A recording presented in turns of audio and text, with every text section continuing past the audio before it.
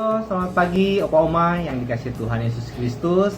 Bersyukur karena hari ini kita bisa kembali bertemu dalam persekutuan Paskah Dewasa di awal tahun 2022. Untuk mengawali persekutuan kita hari ini, saya mengajak Opa Oma atau Bapak Ibu untuk bersatu di dalam doa. Mari Opa Oma kita berdoa. Tuhan Yesus, terima kasih untuk pagi hari ini. Sebentar kami akan memulai persekutuan Paskah Dewasa hari ini. Tuhan berkati kita semua dalam keadaan sehat dan selalu bersukacita. Tuhan juga berkati Pendeta Christian Albert Budiman yang akan membawakan firman Tuhan. Kiranya Engkau urapi, kiranya Engkau berkati. Terima kasih Tuhan Yesus, dalam nama Tuhan kita Yesus Kristus. Amin. Opa Oma, mari kita memuji satu pujian dari PKJ 216, Berlimpah Sukacita di Hatiku.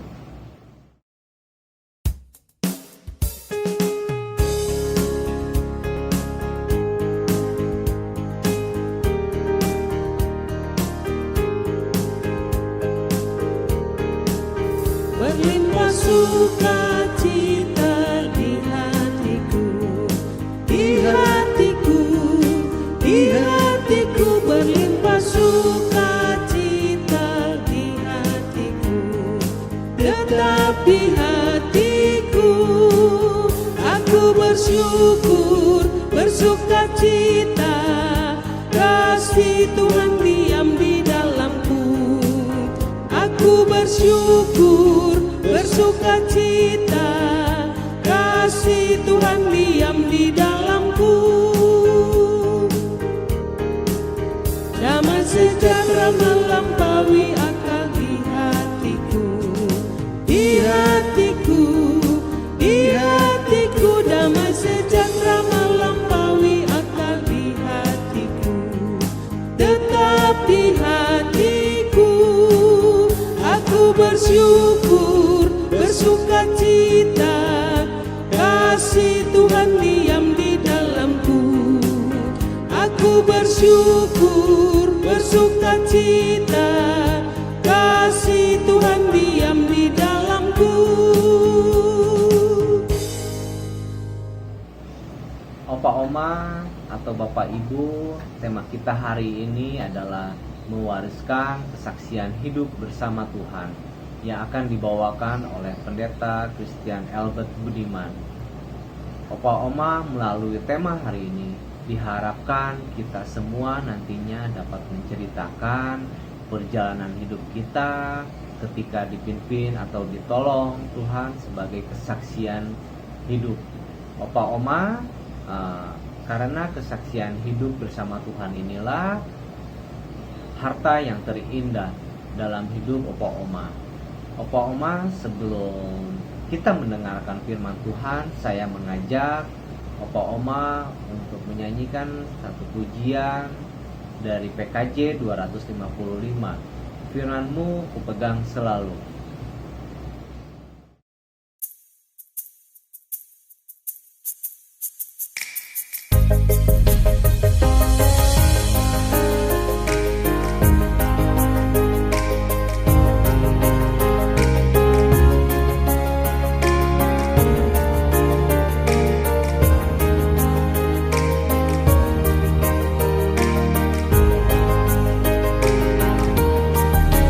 Firman-Mu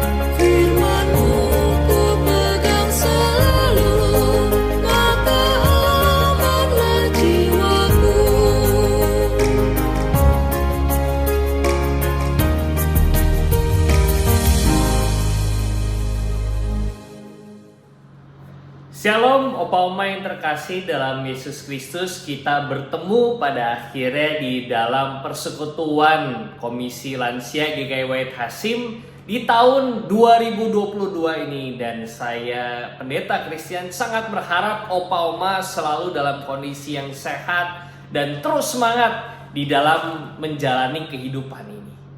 Nah, Opa Oma, sebelum kita masuk ke dalam perenungan firman Tuhan, mari kita terlebih dahulu bersatu di dalam doa. Mari kita berdoa. Tuhan yang penuh kasih, kami sungguh bersyukur karena Tuhan boleh menganugerahkan kepada kami kesehatan, kekuatan, dan kesempatan untuk memasuki tahun 2022 yang baru ini. Kiranya Engkau mau memberkati kami senantiasa ya Bapa, sehingga kami dapat terus hidup dengan baik, kami dapat hidup seturut dengan kehendak-Mu, dapat menjadi lilin-lilin kecil yang menerangi kehidupan orang-orang di sekitar kami, terutama di dalam keluarga kami. Dan oleh karena itu kami menyerahkan seluruh hidup kami, seluruh diri kami hanya ke dalam tangan-Mu saja. Dalam nama Tuhan kami Yesus Kristus kami berdoa. Amin. Nah, Opa Oma, bacaan kita pada hari ini diambil dari kitab Mazmur. Kitab Mazmur pasal 78 ayat yang pertama hingga yang ke-16. Mazmur 78 ayat yang pertama hingga yang ke-16. Opa Oma boleh siapkan Alkitabnya kalau misalnya mau membaca, sehingga kita bisa simak baik-baik. Mazmur pasal 78 ayat yang pertama hingga yang ke-16 berbunyi demikian. Pasanglah telinga untuk pengajaranku, hai bangsaku. Sendengkanlah telingamu kepada ucapan mulutku. Aku mau membuka mulut mengatakan amsal. Aku mau mengucapkan teka-teki dari zaman purbakala yang telah kami dengar dan kami ketahui, dan yang telah diceritakan kepada kami oleh nenek moyang kami. Kami tidak hendak sembunyikan kepada anak-anak mereka, tetapi kami akan ceritakan kepada angkatan yang kemudian puji-pujian kepada Tuhan dan kekuatannya dan perbuatan-perbuatan ajaib yang telah dilakukannya. Telah ditetapkannya peringatan di Yakub dan hukum Taurat diberinya di Israel. Nenek moyang kita diperintahkannya untuk memperkenalkannya kepada anak-anak mereka, supaya dikenal oleh angkatan yang kemudian, supaya anak-anak yang akan lahir kelak bangun dan menceritakannya kepada anak-anak mereka, supaya mereka menaruh kepercayaan kepada Allah dan tidak melupakan perbuatan-perbuatan Allah, tetapi memegang perintah-perintahnya. Dan jangan seperti nenek moyang mereka, angkatan pendurhaka dan pemberontak, angkatan yang tidak tetap hatinya dan tidak setia jiwanya kepada Allah. Bani Efraim, pemanah-pemanah yang bersenjata lengkap berbalik pada hari pertempuran. Mereka tidak berpegang pada perjanjian Allah dan enggan hidup menurut Tauratnya. Mereka melupakan pekerjaan-pekerjaannya dan perbuatan-perbuatannya yang ajaib yang telah diperlihatkannya kepada mereka. Di hadapan nenek moyang mereka dilakukannya keajaiban-keajaiban di tanah Mesir, di padang Zoan. Dibelahnya laut, diseberangkannya mereka, didirikannya air sebagai bendungan, dituntunnya mereka dengan awan pada waktu siang dan semalam suntuk dengan terang api. Dibelahnya gunung batu di padang gurun, diberinya mereka minum banyak air seperti dari samudra raya. Dibuatnya aliran air keluar dari bukit batu, dan dibuatnya air turun seperti sungai. Demikian pembacaan kita. Berbahagialah kita yang senantiasa membaca, merenungkan, dan hidup seturut firman Tuhan hari lepas hari. Nah, Opa Oma, ketika saya waktu kuliah, saya diminta untuk menuliskan tentang artikel tradisi Yahudi di Wikipedia. Saya menemukan satu bacaan yang sangat menarik. Jadi di dalam buku yang saya baca itu, ternyata di dalam tradisi Yahudi itu mereka punya satu kebiasaan yang menarik ketika Paskah, Pesak Paskahnya orang Yahudi, memperingati keluarnya orang Yahudi dari tanah Mesir. Itu dilakukan di dalam keluarga mereka. Jadi memang disetting pada malam itu keluarga akan makan bersama,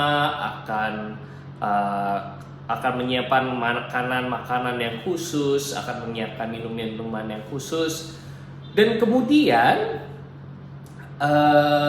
si anak memang sudah diplot, di setting itu harus bertanya kepada ayahnya, "Ayah, kenapa kita melakukan ini pada hari ini?"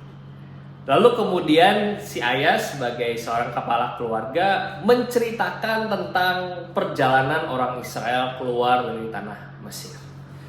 Nah, opa-oma yang terkasih, bagi saya ini sesuatu yang sangat menarik gitu. Karena keluarga diberikan satu peran yang sangat penting di dalam mengajarkan iman kepada anak-anak mereka, kepada keturunan mereka. Dan seperti yang kita baca di dalam Mazmur 78 tadi, di mana orang tua mendidik anak-anaknya agar mengetahui tentang firman Tuhan, menceritakan kekuatan-kekuatan Tuhan, kebesaran Tuhan, mukjizat Tuhan. Mungkin opa-oma bisa baca di ayat 5, ayat 6, dan seterusnya. Dan juga kemudian anak-anak tersebut mengajarkannya kembali kepada anak-anak mereka, anak-anaknya lagi, dan seterusnya. Jadi memang peran pengajaran iman, pewarisan iman, itu punya peran di dalam keluarga. Dan ini jadi tema kita pada hari ini, mewariskan hidup beriman bersama dengan Tuhan. Karena saya sangat yakin opa-oma semua pasti punya pengalaman-pengalaman iman yang banyak sekali. Bahkan pengalaman iman yang rasanya lebih banyak dibanding saya sebagai seorang pendeta yang masih muda. Dan itu kenapa orang Yahudi selalu diingatkan untuk mengajarkan iman mereka kepada anak-anaknya. Nah, sayangnya opa-oma, memang rasanya di zaman ini saya sebagai seorang pendeta kadang-kadang menjumpai realita bahwa kita sebagai jemaat kadang-kadang menyerahkan peran pendidikan iman itu sepenuh-penuhnya kepada gereja, atau kalau nggak gereja ya sekolah, karena mungkin di sekolahnya, apalagi di sekolah swasta, diajarkan pendidikan Kristen. Nah, coba kalau kita hitung gitu, berapa banyak sih waktu yang kita miliki untuk mengajarkan iman kepada anak-anak kita kalau hanya diberikan di gereja. Opa-oma mungkin kalau datang ke gereja, coba hitung berapa lama mendengarkan firman Tuhan. Oke, ikut kebaktian paling lama 1,5 jam, apalagi di masa pandemi ini biasanya lebih cepat 1 jam mungkin. Isi khotbahnya aja mungkin 15-20 menit, dan itu dilakukan hanya dalam sekali seminggu. Itu kalau di gereja. Dan ini terjadi juga misalnya kalau anak-anak kita mengikuti kebaktian anak yang tentu saja sangat baik, tetapi waktunya hanya berapa lama? 1/2 jam, 1 jam, dalam rentang waktu 1 minggu. Nah, coba opa-oma misalnya hitung kembali, misalnya cucu-cucu kita gitu. Kalau mereka sekolah, di sekolah mereka dapat pendidikan agama, oke, bagus. Tapi berapa jam ya kira-kira mereka mendapat pendidikan agama itu? Selama 1 minggu mungkin 1 jam, 2 jam, paling banter mungkin 3-4 jam, dibandingkan waktu yang 1 minggu. Nah, oleh karena itu, opa-oma sekalian dan bapak ibu yang juga mengikuti persekutuan pada pagi, siang atau sore hari ini, jam berapapun opa-oma mengikutinya, peran pendidikan iman tidak hanya bisa dilakukan di dalam gereja. Peran pendidikan iman kurang kalau hanya diberikan di dalam gereja.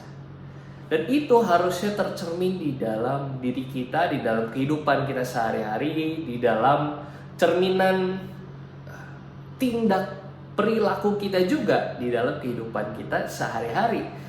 Jadi memang harus berimbang antara mengajarkan anak tentang perintah Tuhan, tentang firman Tuhan, tentang Alkitab, bagaimana Allah menyelamatkan umatnya, diperkenalkan anak-anak, cucu-cucu dengan tokoh-tokoh Alkitab dan sebagainya.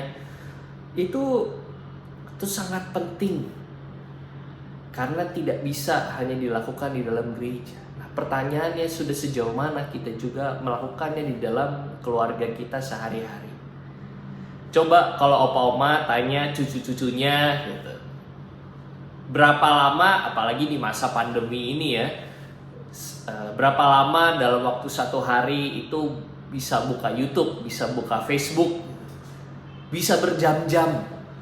Dan pasti lama waktu ikut kebaktian merenungkan firman Tuhan itu kalah dibanding nonton YouTube, Facebook, dan lain-lainnya. Pasti kalah. Nah, kalau gitu memang ini jadi tantangan kita bersama. Dan memang itu kenapa kita harus tunjukkan kepada anak-anak kita bagaimana Tuhan benar-benar berperan serta di dalam kehidupan kita. Karena anak-anak kita, cucu-cucu kita mungkin karena tidak punya pengalaman sebanyak kita, tidak mengerti seperti apa sebenarnya peran Tuhan di dalam kehidupan ini. Opa Oma mungkin bisa ceritakan, dan cerita-cerita itulah yang nanti akan sungguh-sungguh bermakna di dalam hidup anak-anak cucu-cucu kita. Karena tentunya kita ingin keluarga kita, anak-anak kita, cucu kita terus bertumbuh di dalam iman, di dalam pengharapan, di dalam Yesus Kristus. Kenapa? Karena saya yakin Opa Oma juga sudah merasakan seperti apa rasanya hidup bersama dengan Tuhan di dalam keseharian kita. Dan bagaimana hidup di dalam perjalanan, di dalam rangkulan tangan Tuhan, itu akan membuahkan hasil yang baik di dalam kehidupan kita. Memang tidak selalu mudah, memang bukan hal yang mudah, ini hal yang sulit. Tapi mari kita mulai mengajarkan anak-anak kita, cucu kita, dan rasanya ini jadi satu resolusi yang bagus juga di tahun yang baru ini, sehingga kita sebagai orang tua, sebagai kakek, sebagai nenek, sebagai bagian dari keluarga bisa terus berperan serta di dalam pendidikan iman anak-anak kita. Kiranya Tuhan memberkati kita sekalian. Silakan berteduh, bersaat teduh.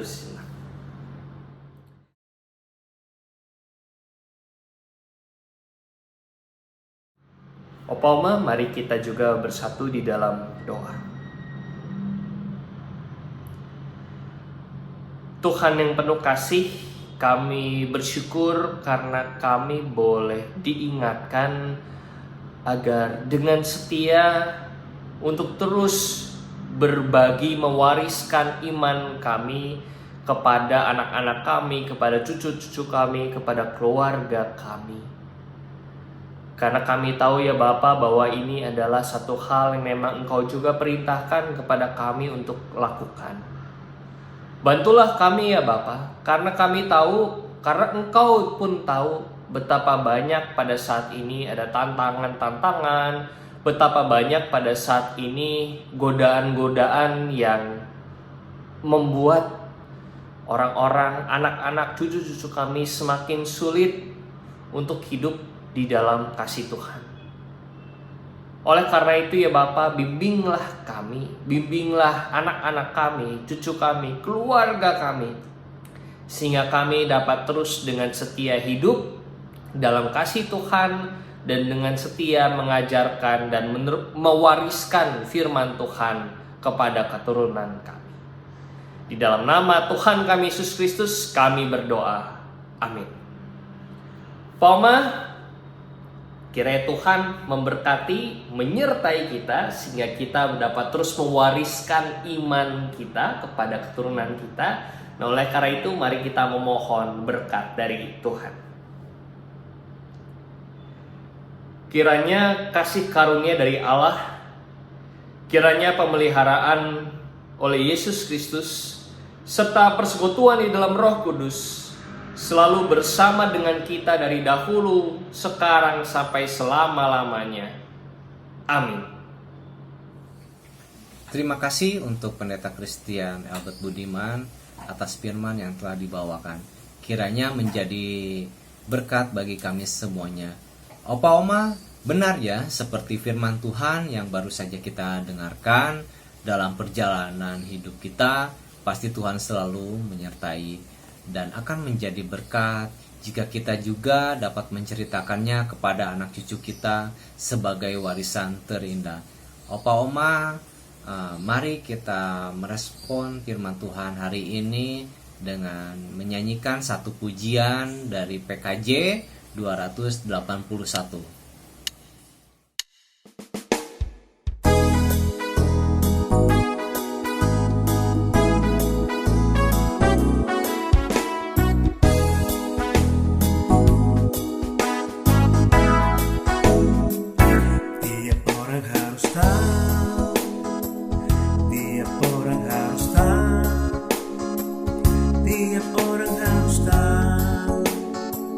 Siapa Yesus?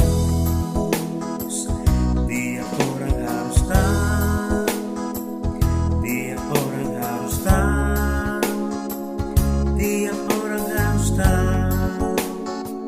Siapa Yesus? Dia penyembuh ragaku, juru selamat jiwaku. Dia membaptiskan aku dengan api Roh Kudus.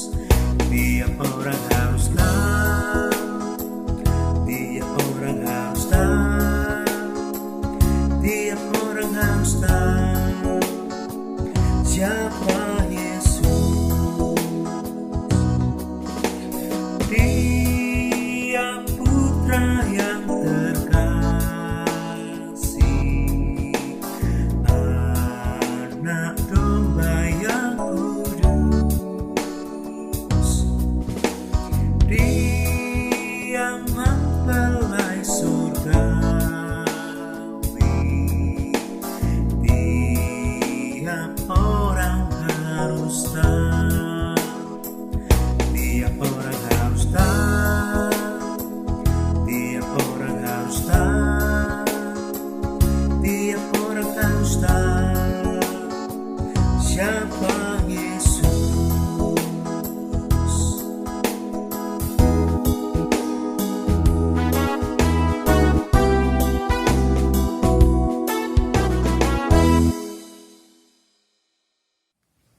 Oma Opa, Bapak Ibu yang dikasih Tuhan Yesus Kristus, terima kasih persekutuan hari ini telah selesai.